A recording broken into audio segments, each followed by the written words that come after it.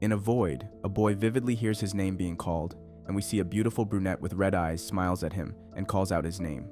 Her hand reaches toward the boy's face as she caresses him. Her body comes into view.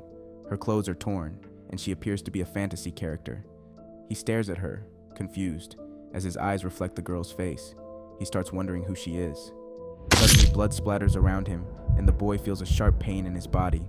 He stares ahead as the girl holds a blood-soaked knife. It turns out this girl had stabbed the high school boy. The boy's mind is filled with questions. He is confused about who this girl is and why she stabbed him. The biggest question in his mind is how this girl knows his name. Suddenly, 17-year-old Takafuji Lee Inori finds himself back in his classroom, holding his novel, The Crybaby Teacher in Another World. Inori is very confused about what just happened a minute ago. He looks around the class and sees his classmates talking and having fun, just like any normal classroom. He assumes that the scene of him being stabbed is just a dream, and that this is another normal day. Then, out of nowhere, a bright purple light appears on the classroom floor, and a magic circle begins to form. The magic circle activates, and the bright light almost blinds everyone. When Lee Inori wakes up, he gets to his feet and realizes he is in a vast void with his friends. He grits his teeth, looking around, trying to figure out what happened. His classmates begin to panic, scared that their classroom has disappeared. The students start asking where they are and how they got there. In the midst of the chaos, a bright yellow light appears behind them, and a woman transcends in front of them. She tells everyone to calm down and explains the situation. She says that this is the path of the world, a place called the Gap of the Worlds, and that they should know her as the goddess. Lee Inori looks at her, confused, wondering if this woman is really a goddess, despite her introducing herself as one. She announces to the frightened students that they've been summoned to another world to become heroes who will defeat the Demon King. The students are confused by the word heroes, since they weren't expecting to become any sort of heroic figures. The goddess informs them that they'll soon be transported to another world called Burge, where they will be summoned in the Empire of Hyjin. The students are still confused and ask her how they'll be summoned. Lee Inori, a total bookworm, catches on to the situation way faster than his classmates. He starts thinking of this whole mess like it's straight out of a novel. The goddess flashes a smile and tells them they won't be stuck in this world for long. Soon, their souls will be heading off to another world. But before they dip, she's got a little surprise for them. Her hand reaches out and rests on each student's head, giving them a unique power fit for the next world they're about to step into. She warns them not to get drunk on their new abilities and reminds them to stay on the right track, leading people to the light. She wishes them luck for whatever's coming next. The students find themselves standing in the middle of a massive castle hall, taking in their surroundings. A saint girl stands in front, all smiles, thrilled her summoning magic actually worked. The crowd in the hall goes wild, cheering for the saint, celebrating her success in summoning what they see as true heroes. The crowd goes wild, celebrating the arrival of the so-called heroes they believe will save their world. But the king is not about all that noise. He orders everyone to hush up and thanks the heroes for stepping into his world. He bows deeply, showing his gratitude for their sudden appearance, calling them the saviors of his empire. He introduces himself as Lysen Hygen, the king of the Hyjin Empire, and welcomes them with a bow. Then he straight up asks the heroes to defeat the Demon King for him. Inori's sharp eyes scan the room, analyzing everyone's movements. Something doesn't sit right. He senses there's a hidden agenda in all this, like these people are keeping secrets. Some of Inori's classmates ask the saint if they'll ever get to go back to their own world. She tells them that after a month, they can head back home without any problem. She introduces herself as Isia, the saintess, and adds that if anyone doesn't want to fight the Demon King, they can chill in the castle until their time's up and then return to their world. Inori's suspicion only deepens. Something feels off about that offer. She gives them the option, either hide in the castle for a month or step up as heroes and save the country. Inori sighs, rolling his eyes at the predictability of it all. He looks at his classmates, waiting for someone to play the self-proclaimed hero role. But no one steps up. They ask the king if they can have a month to think things over. The king, clearly annoyed but with no other option, agrees to give them the time. Inori shakes his head, thinking this whole mess feels like a weird field trip to another world. He tries to focus on the celebration the king just announced, picturing the feast ahead. But out of nowhere, a bright yellow light starts glowing beneath him. He stares down, noting how different it looks compared to the purple magic circle under his class earlier. Something's off, but before he can dig deeper, his soul is yanked out of his body once again. Suddenly he finds himself back in the void. The goddess reappears, looking all formal and ready to do her thing. But then she freezes. Her eyes narrow as she stares at him, a mix of confusion and disbelief flickering across her face. Inori gives a casual wave, unfazed by the situation. Meanwhile, the goddess is left trying to piece it all together, clearly baffled by why he of all people was summoned once again. Inori locks eyes with the goddess, who looks totally confused. She asks if he's been here before. Inori just nods, and the goddess starts thinking, trying to figure out why he's been summoned again. She looks away, deep in thought, wondering how this even happened. Inori, getting a bit tired of her hesitation, asks if being summoned to her means he's heading to another world. The goddess nods and tells him that, according to her rule, she has to give magical powers to anyone who appears before her. So, with no choice, she places her hand on his head and gives him another power. Inori just stares at her, clearly uninterested as she grants him a new ability. She tells him to be patient while they figure out what to do with him. Inori glares at her, muttering that she's being irresponsible for not solving this problem already. Next thing he knows, Inori finds himself tied up in another world. He eyes the magic circle beneath him, studying it carefully and comparing it to the one he saw earlier. Something feels different, but he can't quite place it. He then shifts his focus to the real mess he's in. A crazy scientist, grinning like a madman, announces that the summoning was a success. Just as Inori starts to process the situation, another guy appears behind the scientist and suggests they call Inori subject number 12. Inori feels his stomach drop. This is spiraling out of control, and he's stuck right in the middle of it. The doctor carefully examines Inori and explains that subject number 12 likely means Inori is possessing some kind of offensive magic eye.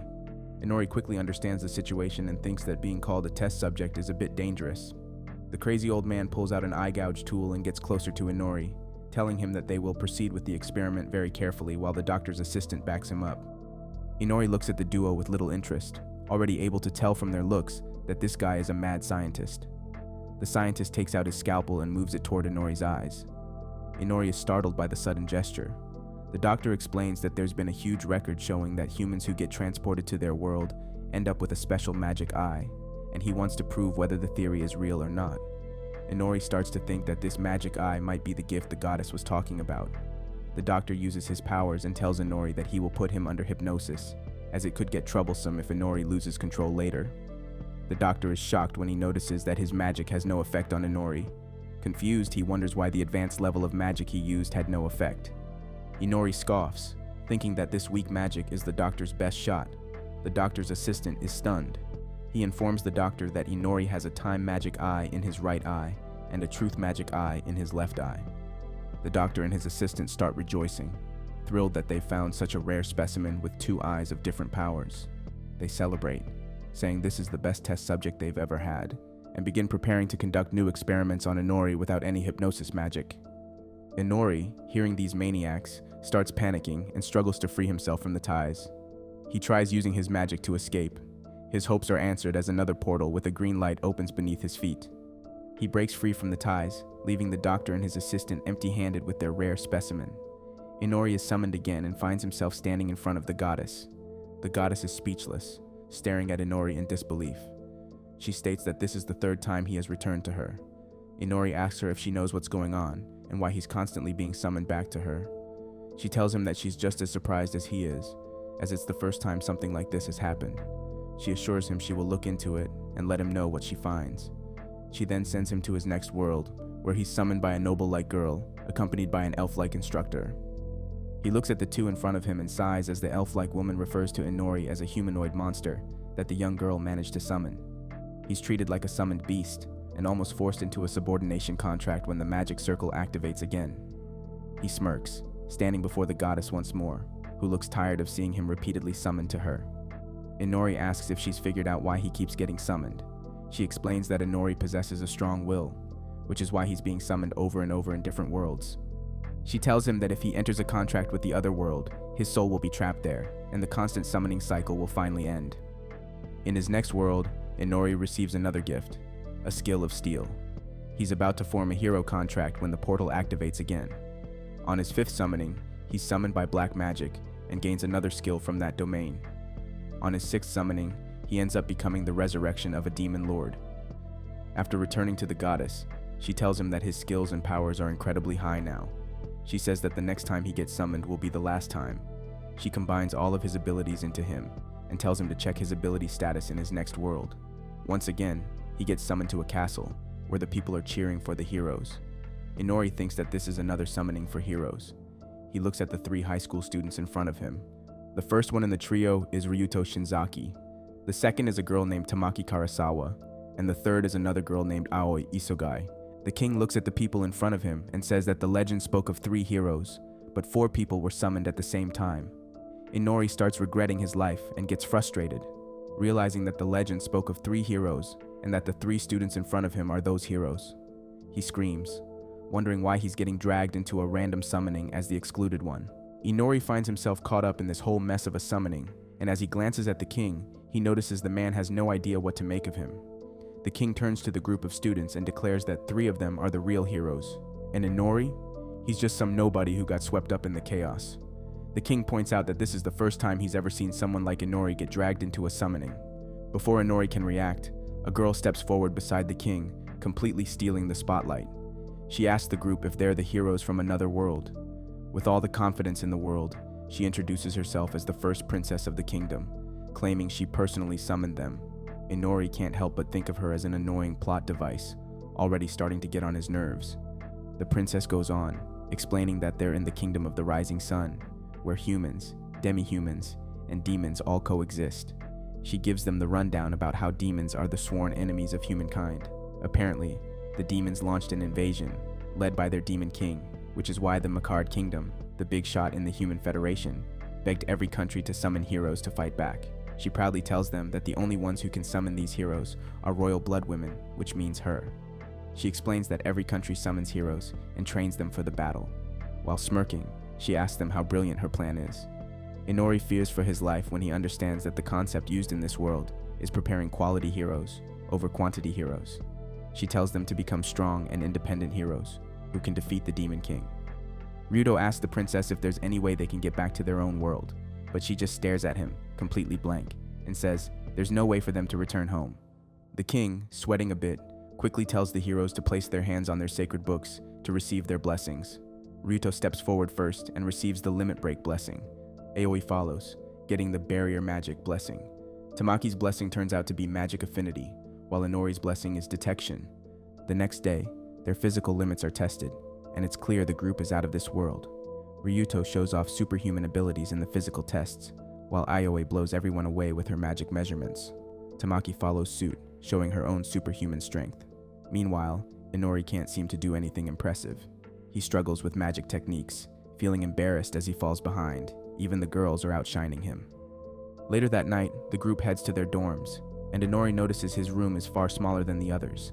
Tamaki makes a jab, saying that Inori shouldn't be in the same room as them, since he's not really an asset to the country like they are. Inori listens quietly, analyzing their attitudes toward him. Then, Tamaki questions whether it's even right for them to stay in this country. Inori, quick on his feet, smooths over the situation, telling the group that the country's treatment is great, so they should just stay and make the best of it. As the group exchanges looks, Inori gestures for them to keep quiet. He pulls out his diary and points out that the room is likely bugged, with someone listening in on them. The group stares, shocked, and Inori smirks, knowing his blessing has already proven useful. Inori's detection ability is a total game changer. He can feel everyone around him, even those hidden behind walls. That's how he catches the person eavesdropping outside their door. Since he sent the maids away, the only person it could be is either one of the maids sneaking back or someone totally different. He quickly jots down a note in his diary and turns to Aoi. He asks her if she can set up a soundproof barrier around them. She's been practicing a lot with her magic lately, so this should be a good chance to test it out. Aoi gives a silent nod and stands up. She raises her hands and a green barrier forms around them. The group watches in awe as she casts her magic. Aoi quickly tells them that she can make the barrier, but it's still a bit weak, and she won't be able to hold it for long. Ryuto praises her efforts, saying she's doing an awesome job. Inori rolls his eyes. He doesn't need any more of the flirty vibes inside the barrier. Tamaki, acting all spoiled, starts complaining about being eavesdropped on. She wonders why anyone would even bother listening to them. Ryuto gets all serious, telling everyone they're not just regular high school students anymore. They've got superhuman powers now, and those powers could easily be used to cause chaos and put the whole world in danger. With those abilities, they could change the fate of entire nations, so of course the people of the country would want to spy on them. Tamaki, getting more upset, snaps back, saying that they were summoned against their will and this constant spying was too much. It's like they're treated like animals in a cage. Inori casually drops that the country must be desperate right now. He might not understand all the rules of this world, but something feels off. He gets the sense that the country is broke. The group looks at him like he's crazy, but Inori calmly explains why he thinks the country is in financial trouble. First, the king is stepping out way too much, which is weird. On top of that, there are barely any guards or vassals around for a castle of this size. Tamaki agrees, but then asks how they can afford such rich, spiced-up food if they're so poor. Inori gets annoyed just thinking about it. He wonders if there's something wrong with his taste buds, because the food tasted horrible to him. Inori notices how plain the room is. For rooms meant for heroes, there should be something special, but these ones feel as bare as the soldiers' quarters. Sure, the room is a little bigger than his own, but it still doesn't seem like they're being treated like heroes. He figures the others might not notice the details, since it's their first time in this world. But for Inori, who's been summoned countless times, he can easily compare this kingdom to Hyzen, and it's clear this place is lacking in many ways. Inori suggests they should try to find a way out, to escape this country, and figure out how to get back to their original world. With his blessing, he could help the group dodge surveillance, but escaping wouldn't be easy. This country's last hope is probably on their shoulders, making their escape a serious challenge. Still, he's determined that they'll figure something out, even if it's tough. Ryudo agrees, saying escaping right now would be too difficult, so they should train a bit longer before making any moves. Then, Tamaki stands up, staring at Inori's eyes. She points out the difference between his eyes, noting that his left eye is yellow. Inori almost forgets about his odd eyes and quickly covers them up, embarrassed. He struggles to come up with an excuse. Ryuto, however, steps in and tells Tamaki to ease off Inori, apologizing on her behalf. He explains that Tamaki is just going through a phase, so she didn't mean any harm. Inori lets them believe he's just some Chunabu kid rocking a contact lens in one eye, not bothering to correct them. It's easier that way. That night, Inori sits on his bed, his mind racing with thoughts about the power of his evil eye. He remembers the goddess's words and decides to check his stats. Opening the stats bar, he sees numbers so high, they make him feel a rush of excitement. But then, it hits him. He has no clue what these numbers really mean. He can't tell if his powers are impressive or if they're just average compared to others. His stats are sky high, but his physical performance was pathetic. How could his powers be this strong yet his body so weak? He scrolls through his skills: Mystic Eye of Poetry, True Mystic Eye, Steel Skill, Dark Magic, and now Detection. All these abilities came from being summoned over and over again. Then he remembers. This is the third time he's been summoned as a human-type monster. When he checks his demon vampire stats, it all clicks. No wonder he's exhausted during the day. His abilities are severely weakened, reduced to just 10% of their full strength. He starts putting everything together: the horrible garlic taste in the food, the way he couldn't stop noticing the veins in the girl's skin, all signs of a vampire. Inori realizes he's been so focused on his outside appearance, but now he knows it's time to pay attention to what's going on inside. He's determined to figure this out on his own, no more relying on anyone else. After being summoned multiple times to different worlds, Inori gains many skills. With the help of his skill Detection, he can detect living creatures from miles away. Another power he gains is Weapon Creation, which allows him to absorb the magic of any object and manipulate it into a weapon. He picks up the candle stand beside him and turns it into a dagger. He studies his eyes and thinks that his right eye, the poet's mystic eye, offers many benefits. This eye helps Inori detect any motion and grants him microscopic vision. The eye's benefits are easy for Inori to understand, while his left eye, the true mystic eye, confuses him. The true mystic eye gives Inori the ability to transfer any magic circle he sees with it to his pupil and activate them at any time in the future. Inori doesn't fully understand this power, so he decides to wait until the eye shows its real capabilities, hoping to learn more about himself. He transforms the dagger back into its original shape and sheepishly says that he will learn about the magic of this world later. There are many other skills he doesn't understand yet. The only skill he can fully understand is vampirism. If Inori drinks an amount of blood that exceeds a lethal limit, he can turn anyone into a ghoul. If a virgin drinks Inori's blood and becomes a vampire, they can become a ghoul if Inori doesn't intervene. Inori can make anyone his servant if he kills them and dyes them in his blood. Another skill of his is that he can gain the memories of any creature by draining all their blood, making him a lethal monster. He can also steal the skills of anyone he drinks blood from. The only limitation to Inori's powers is that he can only use them at night. He decides to make his body stronger and adapt to this world's tough challenges. The next day, the group, along with Inori, stands in their uniform as the Knight Commander of the Rising Sun Kingdom addresses them for the next activity. She announces that she will be teaching them martial arts. The woman introduces herself as Ijiana Icheda. Inori looks at her, surprised that the kingdom has a female knight. He blames it on the fantasy world and wonders if it's because of financial problems or image building that the kingdom allows her to lead the army.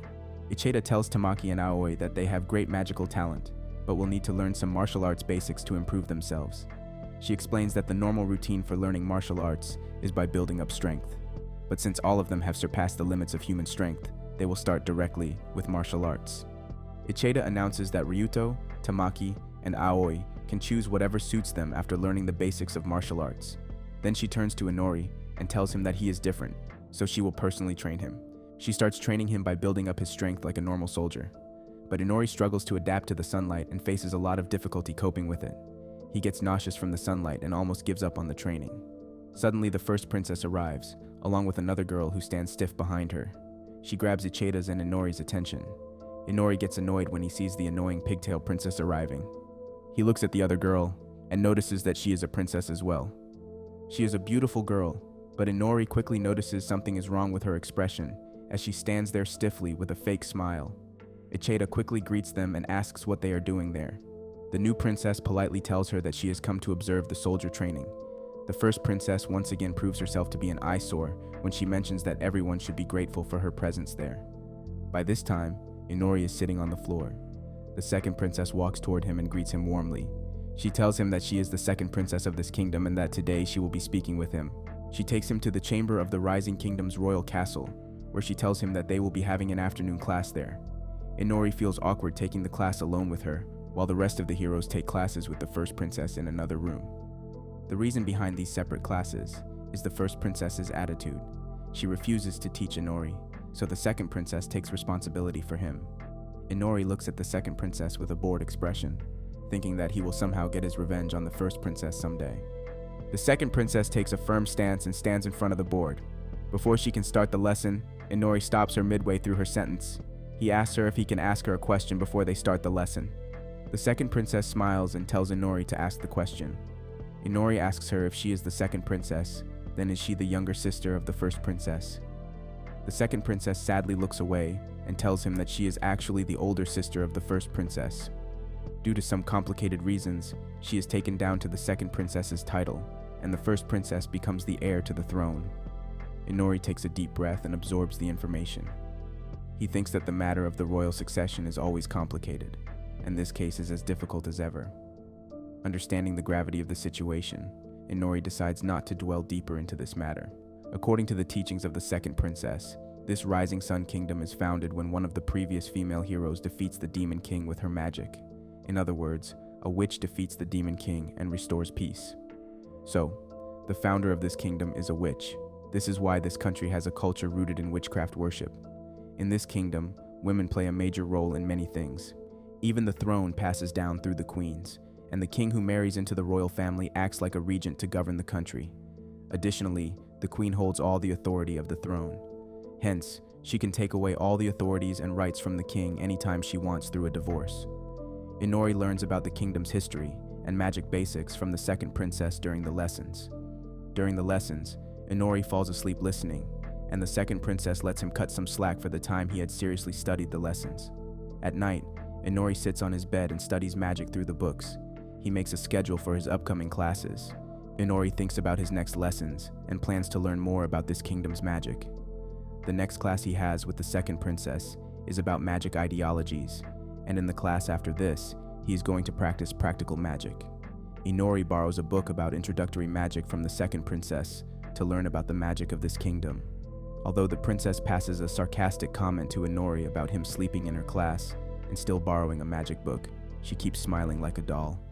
He feels it a bit ridiculous that the second princess keeps smiling like a doll, showing no displeasure. He opens the book and starts to flip through the pages where magical circles are drawn. He wants to try out the experiment that he couldn't conduct the day before. He opens the magic portals and tries to awaken his left eye. He looks at the magic circle and tries using his true mystic eye to copy the magic circles drawn on it. His left eye glows yellow, and the magic circle starts to shine. After trying to copy the circle in his mind, he fails when he can't feel them in his memory at all. He tries using his mystic eye with many other magic circles, but each time it's the same result. He He can't feel any of the magic circles getting stored in his eye. He closes the book after getting disappointed with the results. As he has expected, this eye of his doesn't work as he wants. After he accepts this experiment to be a total failure, he remembers that he still has another eye. He activates his poet's mystic eye and grabs a pen from his side table. His eye glows red, and he starts to draw a magic circle in his book. He remembers the magic circle that the crazy scientist showed him when he tried to hypnotize Inori. With the help of his poetic mystic eye, Inori is able to memorize that circle in an instant. After he finishes drawing the magical circle that he saw when he was in the world where he got this magical eye, he activates the true mystic eye's powers. He feels an electric surge in his body and a feeling he has never felt before. Inori is a bit doubtful whether the technique works or not, so he calls in his maid with the help of a ring bell. After she comes in, Inori calls her to come close so she can give him a favor. Just as she moves closer to him, he uses his hypnosis magic circle on the oblivious maid. Her eyes glimmer and lose focus in an instant. Inori tries waving his hand in front of her face, but she gives no response to him, which proves that his technique has some effect on her. He decides to check the working of his technique, so he decides to ask her random questions to test if she is under hypnosis or not. He asks the maid, Ms. Nala, to tell him the color of her underwear. Without hesitating, she tells him that it's black. Inori uses his poetic mystic eye to check if her underwear is actually black or not. Turns out the technique has worked, and the maid is really under his hypnosis. Inori is happy that the technique is a success, but at the same time gets confused about how it only works for that specific magic circle. After thinking for a while, he comes to the conclusion that the true mystic eye only works on the magic circles that are obtained from the other world. After Inori successfully uses the hypnosis magic circle, he reaches the conclusion that he can only use the magic circles he has seen from the world when he achieved these eyes.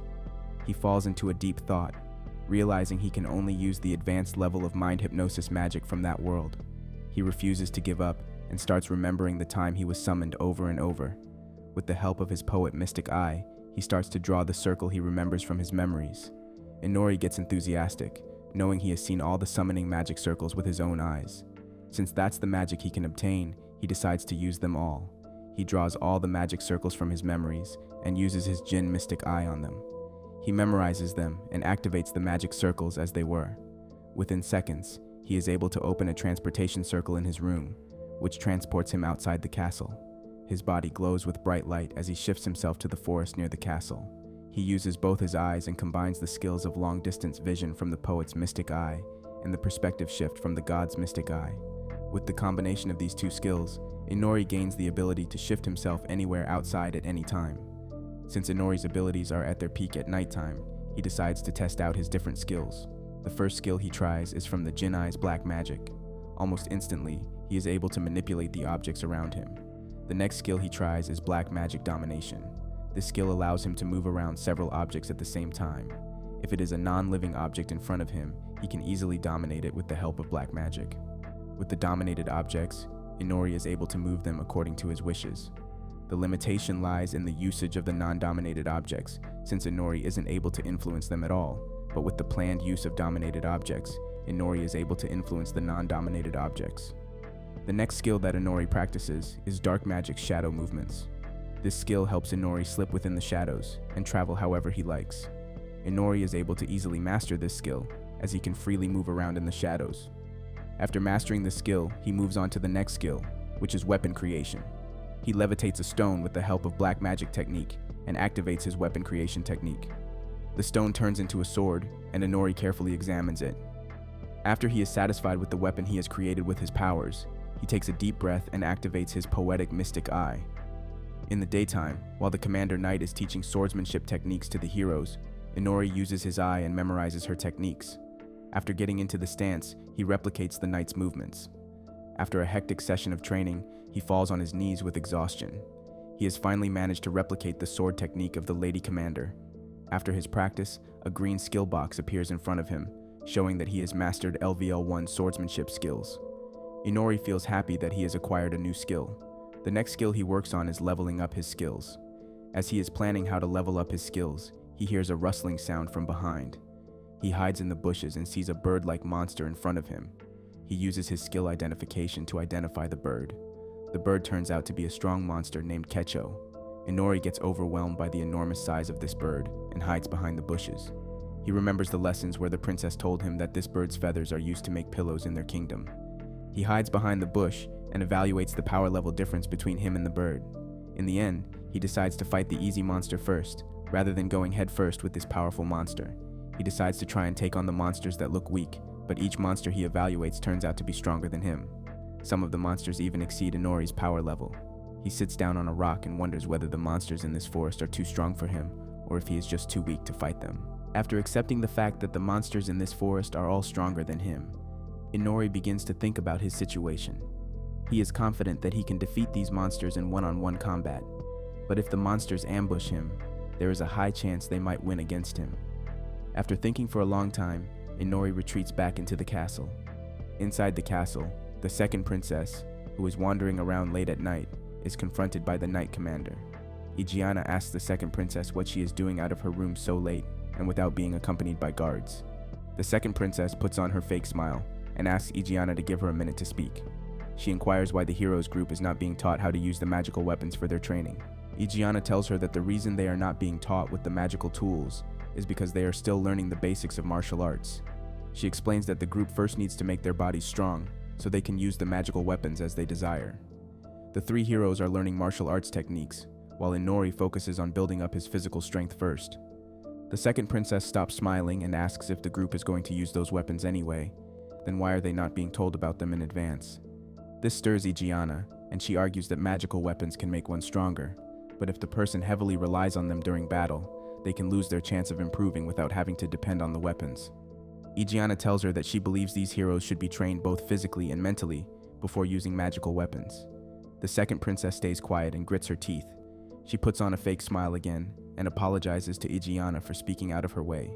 She calls Igiana the strongest in humanity and accepts that the decisions Igiana makes are right for the heroes. Igiana's smile drops as she looks at the second princess apologetically. Igiana points out that the second princess doesn't smile like she used to. The second princess is no longer able to hide her sad face.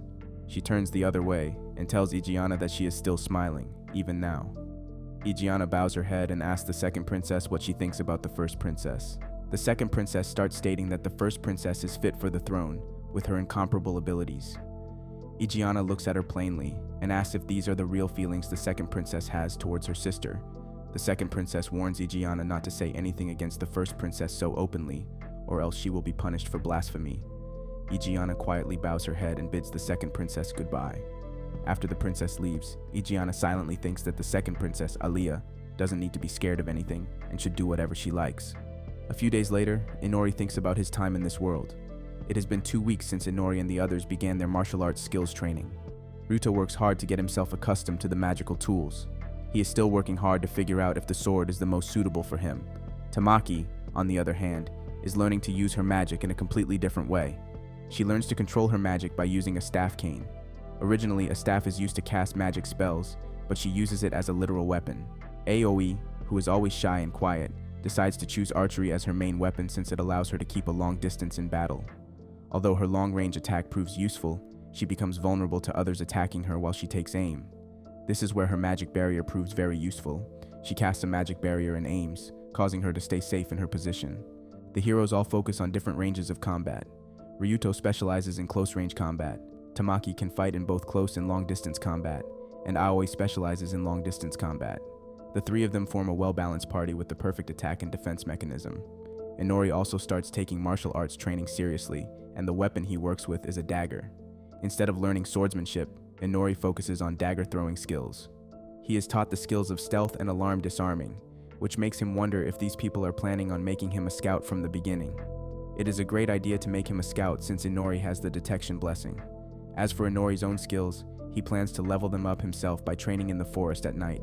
He levitates his dagger with the help of his dark magic and uses the skill, remote control by domination. The dagger flies around perfectly. Inori waits for the right time and releases the dagger, which hits the target perfectly. Inori is glad he can use these skills at night since he cannot even use basic magic in the daytime.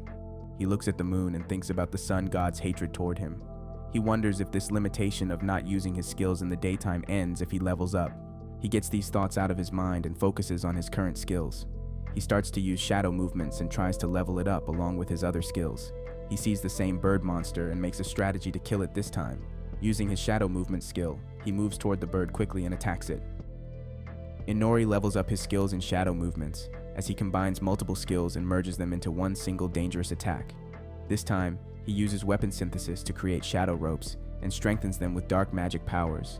These ropes easily catch the bird monster in an instant. He uses his fingers to tighten the bird further into the trap, creating a dangerous attack he calls Black Death Silk. The creature screeches in pain as Inori walks toward it. He looks straight into the creature's eyes and uses his hypnosis technique. The creature's eyes glimmer, and it falls under Inori's control.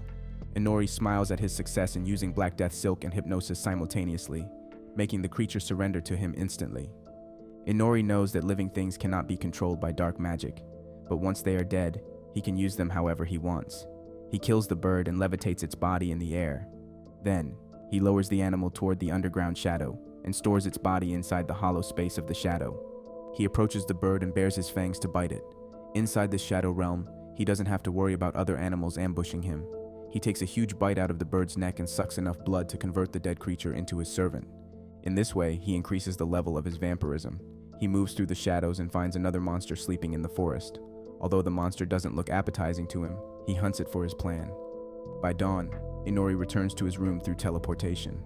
After all the hard work, he gets a little sleep until he is called in for training. As usual, Nala wakes him up for the day. Inori has been using hypnosis a lot over the past 2 weeks and has gathered a significant amount of information about the Sun Kingdom. He learns that the current princess struggles to have children, but the country is fundamentally centered around the queen's bloodline. The queen gives birth to a daughter, and the throne is passed down to her. This system sustains the country, but strangely, the royal family starts to die young from illness. Eventually, there comes a time when no one is left to inherit the throne. Fearing that the royal bloodline will die out, the royal family brings in a distant duchess to be the king's concubine. Fortunately, she gives birth to a daughter named Aaliyah, meaning heir to the throne. Aaliyah works hard and passionately to earn the love and support of the people. But when Aaliyah turns 7, a daughter is born to the king and queen. This child is named Amanda, meaning beloved. Naturally, Amanda inherits the magical powers of her mother, and the queen loves her deeply. From that moment, Aaliyah stops receiving any education regarding succession. When Amanda turns 7, she is declared the first princess and becomes the center of everyone's attention. Aaliyah, excluded from the royal succession, loses the meaning of her name and becomes distant from everyone. Ignored by everyone after Amanda's arrival, Aaliyah is forced to live an unmarried and abandoned life in the castle. She is soon known as the Doll Princess. Inori feels her situation mirrors his own, as she is expected to do nothing and is excluded, just like him. Half asleep during his lesson, Inori looks at her with pity. Aaliyah walks over to him and wakes him up so he can focus on her lesson. She tells him that knowledge is essential in his life. If he doesn't learn anything, there is no point in her giving him lessons. Inori yawns, thinking he is being nagged for dozing off. Suddenly, Aaliyah's tone shifts, becoming different from her usual self. She asks if Inori is learning the detection and concealment techniques in martial arts. She tries to motivate him, saying that even though he isn't gifted in magic, he is talented in other skills. Inori thinks about his pitiful situation, realizing he can use almost no magic from this world. He feels embarrassed that even the maids and other normal people can use magic here so easily. Aaliyah tries to convince him that he can get stronger if the commander of the knights, a busybody, makes time to teach him the skills. She tells him that he can get stronger if he puts some effort into his work. He looks at her in surprise. As it is the first time the princess is showing any anger, she straightens herself again and tells him to follow her. She leads him to a secret passage inside the castle until they stand in front of a huge white door. She uses her magic and opens the door. She tells him that instead of having lessons, they will use this room for practice. She glares at him and asks how pathetic he feels in his current situation, where he is considered a weakling among the heroes.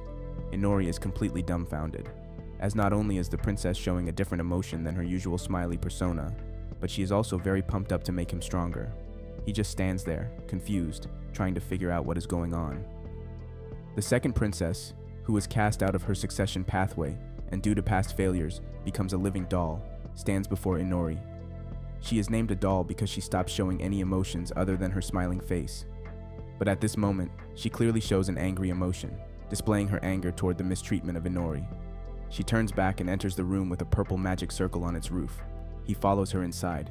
She turns to him and warns him that due to his lack of hard work, he will be kicked out of the castle very soon. Aaliyah tells him the queen's exact words. The kingdom has no obligation to nurture an incompetent person who doesn't even put effort into his work. Inori thinks that the reason why the queen is willing to throw him out is ridiculous, but he tries to reason that his blessing of detection is quite useful in many cases. She agrees that his detection is indeed useful, but it is also true that he isn't putting any effort into improving his skills. She asks him that if he was blessed with such a blessing, why doesn't he try to work harder? He remembers the times when he slept in her lessons, but all that sleep was due to his hard work on late-night hunting. He shrugs and tells her that he is already trying his best. He just takes in the insults and accepts that he is inferior to the other 3 heroes and the first princess. He tries to walk away from the room, but Aaliyah informs him that this room has been locked with a magic barrier. Neither can Inori leave here, nor will anyone come for his assistance no matter how loud he yells for help. He simply acts oblivious to the seriousness of the situation and asks her how he can leave the room. Aaliyah gets mad at his response and kicks him toward the door. She yells at him that he is in the same pathetic situation she used to be in. She warns him that if he gets kicked out of the castle with his current skills, he will end up dead in the forest. She tells him that despite it being embarrassing, he has to survive in the castle. At that moment, the woman in front of him is no longer the doll princess, but a proud noblewoman.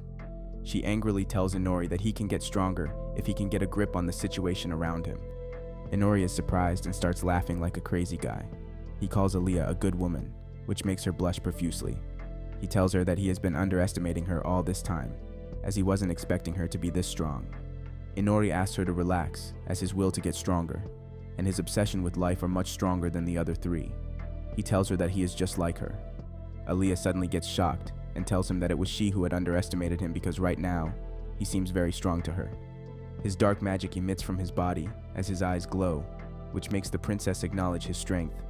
But despite him being this strong, he is still on the verge of being kicked out of the castle.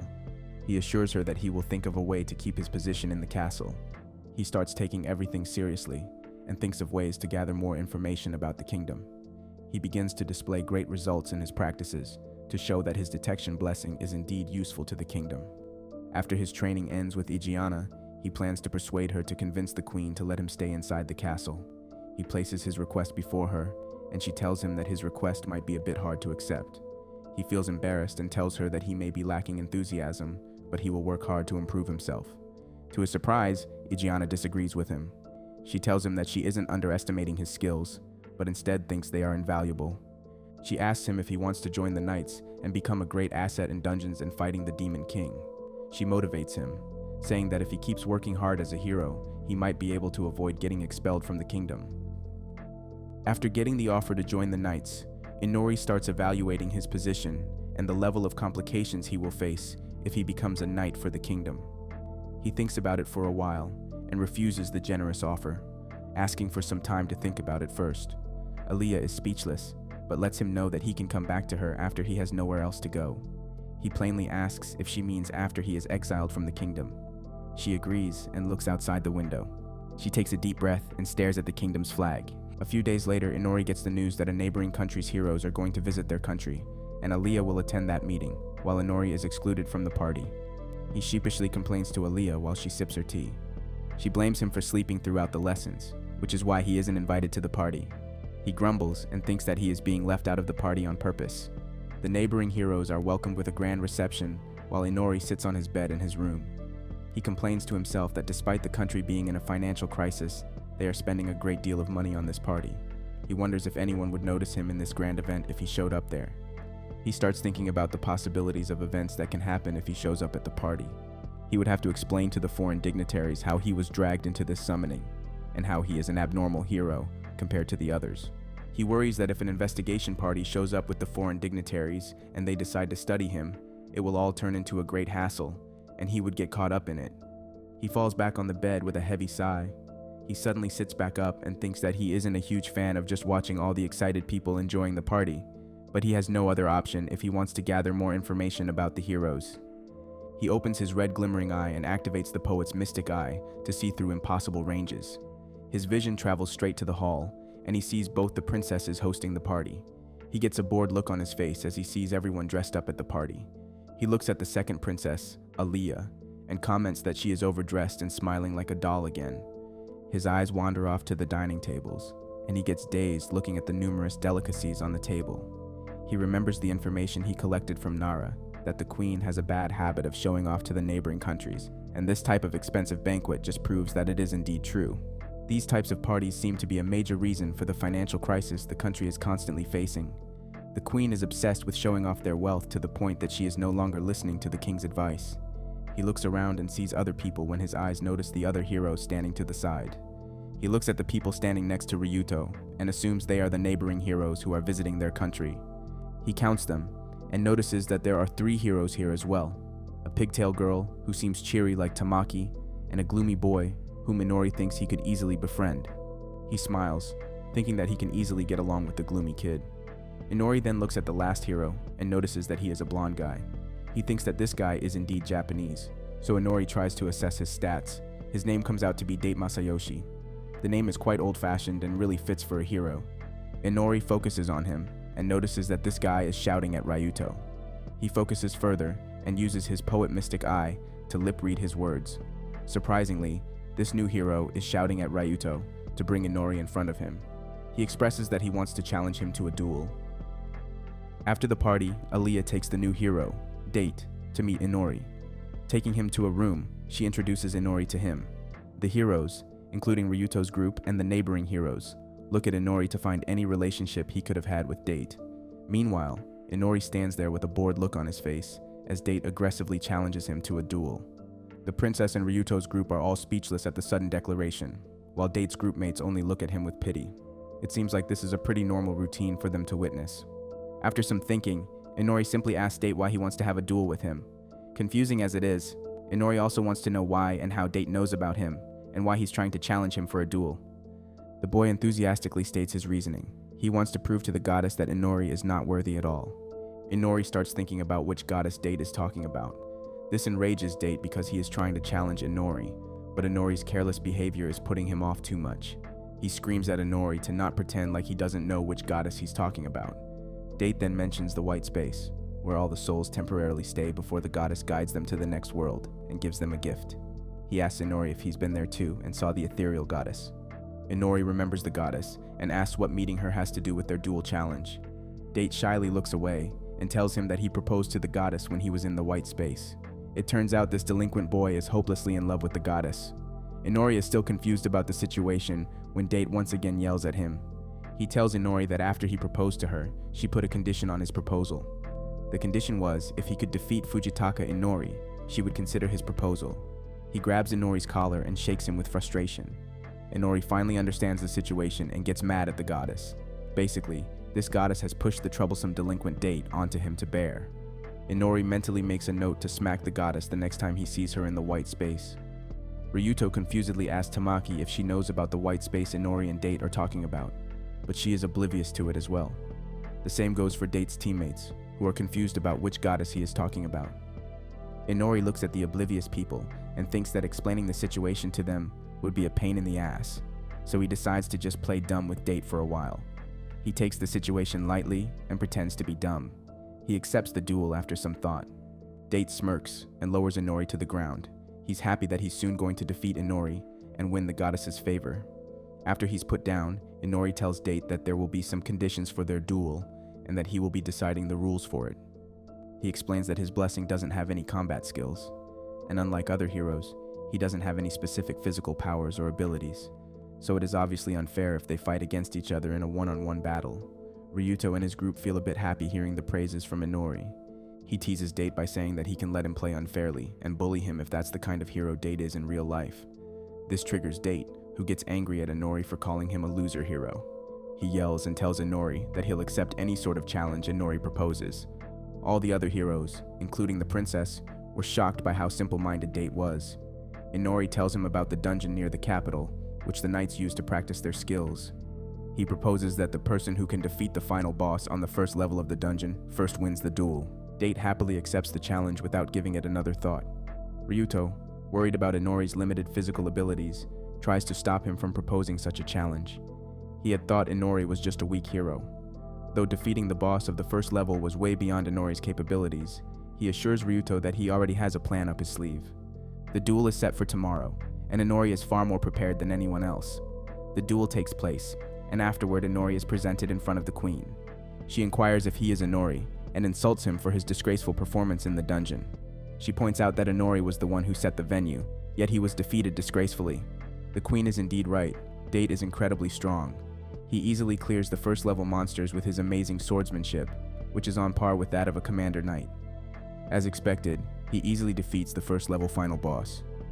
Meanwhile, Inori uses his skills to hide in the dungeon, skillfully searching and bypassing all the monsters, including the boss monster, whom he could have easily killed. He quietly thinks that this duel was, without a doubt, his loss.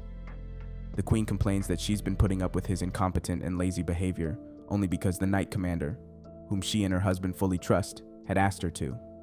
But with his disgraceful performance, he's brought shame to their country. The queen's words are completely biased toward her own decisions and favoritism. She's already shown her dislike for Inori with the mistreatment and the difference in treatment between him and the other heroes. She's been looking for an excuse to throw Inori out of her country, and this duel gives her the perfect reason she's wanted for a long time. With no choice but to banish him from the castle, she raises her fan and angrily declares that she's going to exile Inori from her country. Hearing the queen's final decision, Inori smiles and looks up from below. Without the queen's knowledge, Inori had planned this duel to work in his favor. The queen stands in front of Inori and tells him that he has brought harm to the country, so with her order, she banishes him from the kingdom. The first princess stares down at him while the second princess closes her eyes, accepting the fate Inori has brought upon himself. Inori starts to smile darkly as the queen asks him if he has any objections to her decision. He looks directly into her face and tells her that he has an objection. This shocks the queen, who has never had anyone talk back to her. Inori asks her if she has been mentioning that he has brought harm to the country, but what harm is she referring to? His argument shakes the queen, who blames him for losing the duel against Date. He accepts his defeat and asks, even if he lost, what stake does the country have in this duel? The queen gets confused by Inori's sudden point as he gives his reasoning about the duel. He states that the duel is simply between him and Date to prove who is more worthy to be with the goddess. In simple words, it is a challenge to see who would be a more suitable winner for another woman. He further adds that there was a condition in the duel that no information about it would be shared with outsiders, so the queen's point of Inori tarnishing the country's reputation is completely invalid. Moreover, according to the queen, he is a nobody, not even considered a hero. His existence isn't known to other nations, so he couldn't have possibly brought any harm to the kingdom or tarnished its reputation. In simple words, the duel is a farce between Inori and Date, with no other stakes involved for the country. After proving his point, Inori tells the queen that it's not like he hasn't done anything in prison. As he says that, the royal guards carry in a few snacks and put them next to Inori. The queen is completely confused as Inori confidently opens the bags in front of her. The bags are filled with gold coins, which immediately catch the attention of everyone present at the hearing. Inori tells the queen that this is a small gift he has prepared for her. Seeing the shiny gold coins, the queen and Amanda's mouths fall open in shock. Inori explains that he found the gold on the ground on the first floor, and knowing that defeating the hero was beyond his abilities, he brought this gift for his majesty instead. Blinded by the gold, the queen listens as Inori cleverly tells her he used his detection blessing to find the treasure. He uses her weakness for wealth to make his position in the castle more secure. Inori has used this duel to prove he is worthy of staying in the castle, as he can be relied on to gather more treasure in the future. The second princess is shocked to see how Inori has cleverly saved himself from exile. He has killed 2 birds with 1 stone, persuading the queen and sending the hero away in high spirits after his victory. That night, Inori resumes his practice without fear of banishment.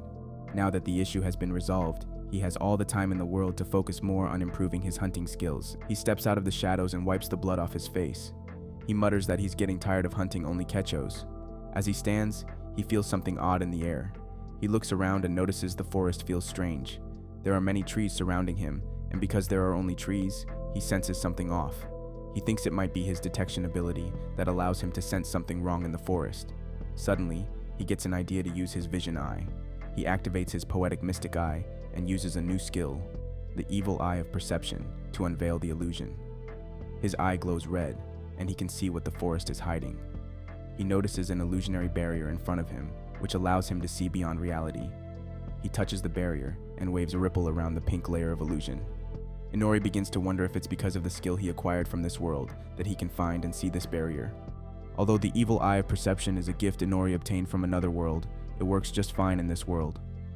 He stands outside the barrier, wondering if there are any dangerous creatures beyond it. He puts his hand inside the barrier, hoping that there are more dangerous monsters inside, one stronger than the quechos on the other side. He decides to step inside the barrier and take a quick look before the sun rises again, knowing he won't be able to use his abilities once daylight comes. Inori decides he will take a quick look and get back as soon as it gets dangerous inside. As soon as he steps inside, the air around him changes. In the depths of the barrier, a dangerous and powerful wolf beast waits for Inori's arrival. The wolf's eyes glow blue in the deep night as it bares its fangs to howl.